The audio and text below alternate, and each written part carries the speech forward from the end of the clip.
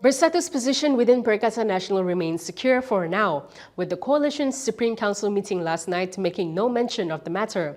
Meanwhile, the Conference of Rulers scheduled for June 23rd to June 25th has reportedly been postponed. Parti Cinta Malaysia and Pejuang has joined Perikatan National as component parties. This was announced by PN chairperson Ahmad Samsuri Mokhtar after the coalition's Supreme Council meeting last night. Berkenaan dengan keanggotaan Perikatan Nasional, mesyuarat bersetuju untuk meluluskan permohonan dua parti politik untuk menjadi parti anggota Perikatan Nasional yang baharu. Ada dua mesyuarat menerima permohonan dan diluluskan, iaitu yang pertama ialah Parti Pejuang Tanah Air atau Pejuang. Dan yang kedua adalah Parti Cinta Malaysia, PCM.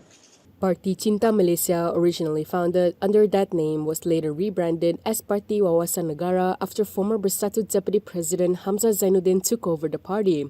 Meanwhile, Pejuang was established by former Bersatu founder Mahathir Mohamad after his expulsion from Bersatu and is now led by his son Mukris. The admission of the two parties brings PN's total number of component parties to 6, alongside PAS, Bersatu Gerakan and MIPP.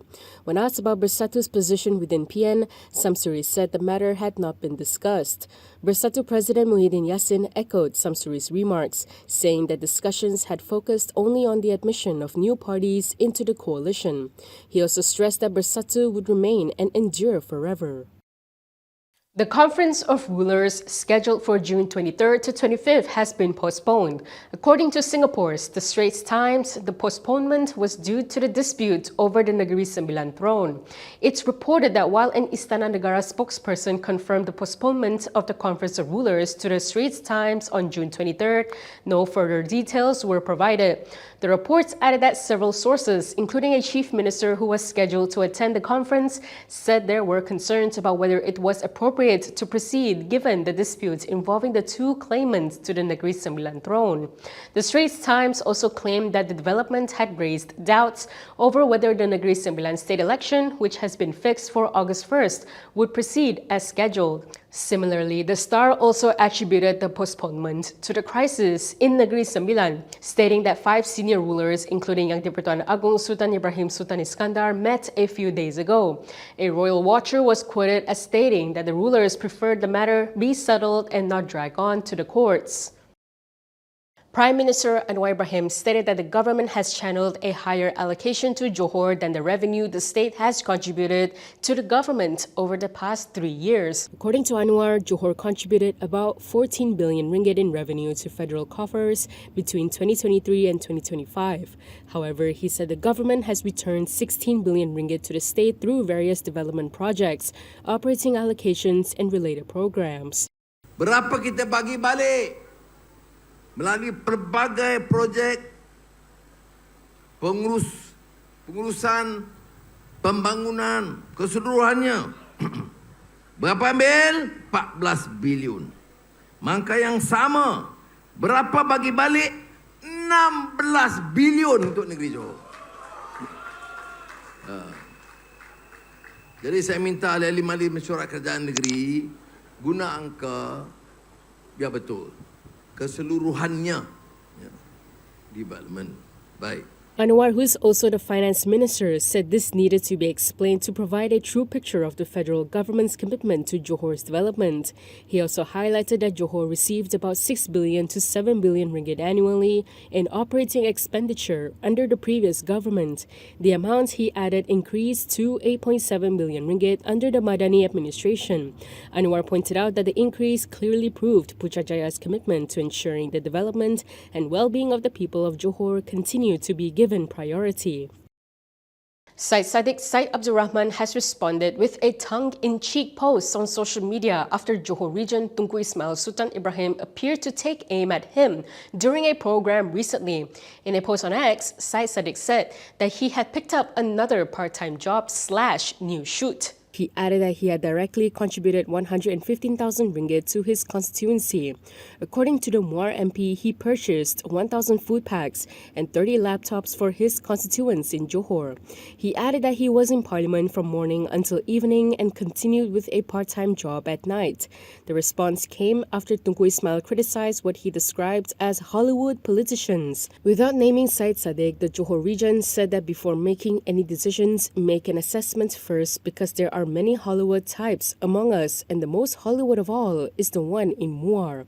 He also commented on the growing trend of young people gravitating towards populist figures. At the same time, Tunku Ismail acknowledged that politicians may need a social media presence to engage the public and showcase their work. In March, Syed Saddiq had reportedly took part in brand collaborations with local celebrities to raise funds for his constituency. From now on, you can also listen to KiniNews on Spotify and Apple Podcasts. Scan the QR code on the screen to follow us.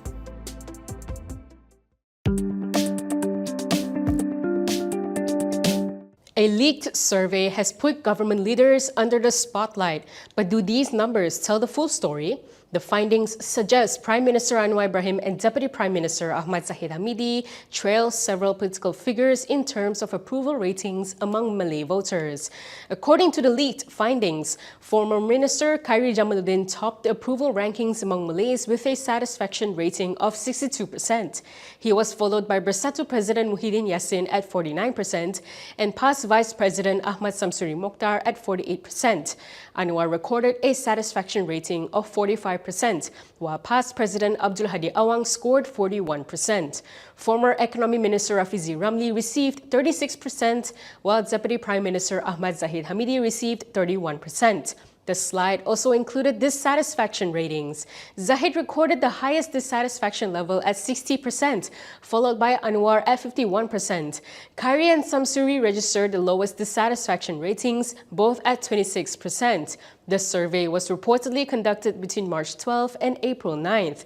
However, only one slide on Malay approval ratings has surfaced. No details have been released on the sample size, methodology, or the views of other ethnic communities. The findings could raise concerns for the unity government, particularly as previous surveys have shown mixed sentiment among Malay voters regarding the country's direction. With only part of the survey leaked, questions remain about the full picture. But if these figures are accurate, they could offer an early glimpse into how key political leaders are viewed by Malay voters ahead of future electoral contests. What do you think about the leaders? Share your views in the comments section below. Business person Albert Tay has formally pressed newly appointed J-KOM Director General Hishamuddin Ghazali to honor an earlier commitment to debate him. Tay delivered a letter on the matter to J-KOM's office in Putrajaya this morning.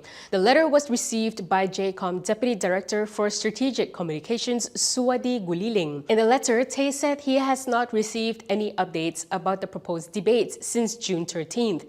He said details such as the moderator, date, time, and venue have yet to be communicated. He also formally reaffirmed his acceptance of the debate challenge. Tay reminded Hishamuddin that journalists were present when the challenge was first issued and that the exchange was widely reported. He added that if the debate does not proceed, Hishamuddin should issue a public apology within 7 days. Hishamuddin had previously proposed the debates after lodging a police report against Tay and former BN Strategic Communications Deputy Director Eric C. Tu, who has also agreed to face off with the J-KOM Director General. And that is all from me today. For more stories, you can go to kinitv.com. You can also follow us on Instagram, X, YouTube, and Facebook for the latest news updates. I'm Kim Ilya. Thanks for watching.